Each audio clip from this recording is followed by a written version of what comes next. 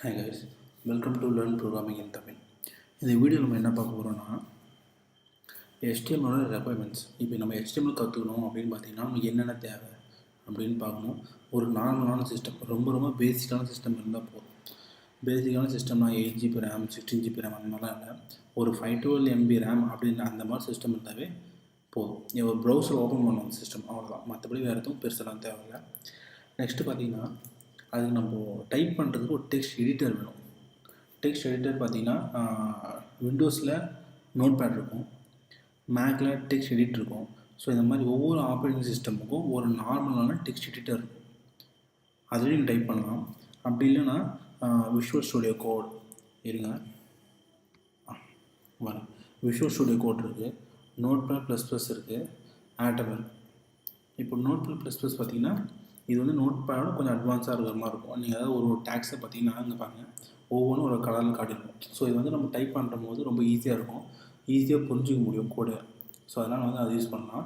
Visual studio code வந்து நான் வந்து ஜாவா ஸ்கிரிப்ட் டைப் பண்ணும்போது யூஸ் பண்ணுவேன். ஸோ அதனால் வந்து நான் விஷுவல் ஸ்டுடியோ கோட் யூஸ் பண்ண போகிறேன். ஸோ இது வந்து கொஞ்சம் ஈஸியாக இருக்கும். நீங்கள் ஒரு டேக் ஓப்பன் பண்ண உடனே அதை ஆட்டோமேட்டிக்காக க்ளோஸ் பண்ணுறோம். ஸோ நம்ம ஒரு டைம் க்ளோஸ் பண்ணோம், இல்லை க்ளோஸ் பண்ண மறந்துட்டோமோ அப்படின்னு சொல்லிட்டு யோசிக்க வேணாம். ஸோ அதனால் வந்து விஷுவல் ஸ்டுடியோ வந்து எப்படி யூஸ்ஃபுல்லாக இருக்குது சொல்லிட்டு அதை யூஸ் பண்ணுறேன். ஃபஸ்ட்டு வந்து ஆட்டம் இருக்குது.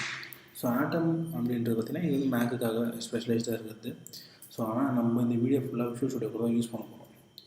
ஏன் விஷுவல் ஸ்டுடியோ கோட் யூஸ் பண்ணுறோம் அப்படின்னு சொல்லிட்டு ஒரு சின்ன எக்ஸாம்பிள் காட்டலாம். இங்கே பாருங்கள், மேக்கில் வந்து நார்மலான டெக்ஸ்ட் எடிட் இருக்குது.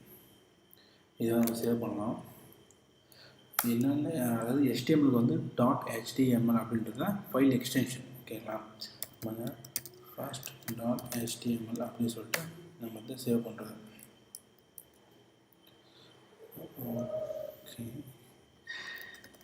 ஓகே, HTML எந்த ஒரு வேரியேஷன் தெரியல பாருங்கள். டேக்ஸ் ஓப்பன் ஆனது ஒரே மாதிரி தான் இருக்குது, க்ளோஸ் ஆனது ஒரே மாதிரி தான் இருக்குது. எந்த ஒரு கலர் டிஃப்ரென்ஸும் நமக்கு இது தெரியும் இல்லை. இப்போது ஹெட் எனக்கு எந்த ஒரு டிஃப்ரென்ஸும் தெரியல. ஸோ நம்ம இதே வந்து விஷுவல் ஸ்டுடியோ பாருங்க. ஓகே, இதில் வந்து நம்ம இந்த ஃபைலை சேவ் பண்ணலாம். இதில் வந்து நம்ம வந்து எங்கே சேவ் பண்ணுறோம், டெஸ்க்டாப்பில் சேவ் பண்ணலாம். 1.html சொல்லி சேவ் பண்ணுறேன். ஓகே, இங்கே பாருங்கள், இதை ஆட்டோமேட்டிக் க்ளோஸ் பண்ணிக்கும். ஸோ வந்து இது டைப் பண்ணுறதுக்கும் கொஞ்சம் நல்லாயிருக்கும்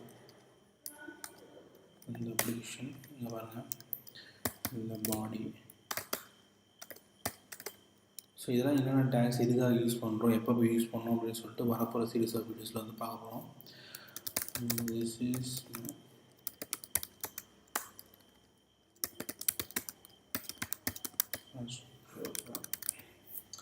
ஸோ இது வந்து டெஸ்க்டாப்பில் சேவ் பண்ணியிருக்கோம். நீங்கள் கிளிக் பண்ணணும், உங்களுடைய இது டிஃபால்ட்டான ப்ரௌசரோ அது வந்து ஓப்பன் ஆகும். ஸோ பாருங்கள், இது நார்மலான வந்து ஒரு நார்மலான வந்து ஒரு சின்ன ப்ரோக்ராம் வந்து ஹலோ வேர்ல்டு மாதிரி வந்து திஸ் இஸ் மை ஃபர்ஸ்ட் ப்ரோக்ராம்னு சொல்லிட்டு நம்ம டைப் பண்ணியிருக்கோம். ஓகே, நெக்ஸ்ட் வீடியோவில் பார்த்தீங்கன்னா ஆட்ரிபியூட்ஸ்னால் என்ன, ஸோ ஒவ்வொரு டேக்ஸ்க்கான மீனிங்ஸ், ஒவ்வொரு டேக்ஸ் வந்து நம்ம எதுக்காக யூஸ் பண்ணுறோம் அப்படின்னு சொல்லிட்டு பார்க்க போகிறோம்.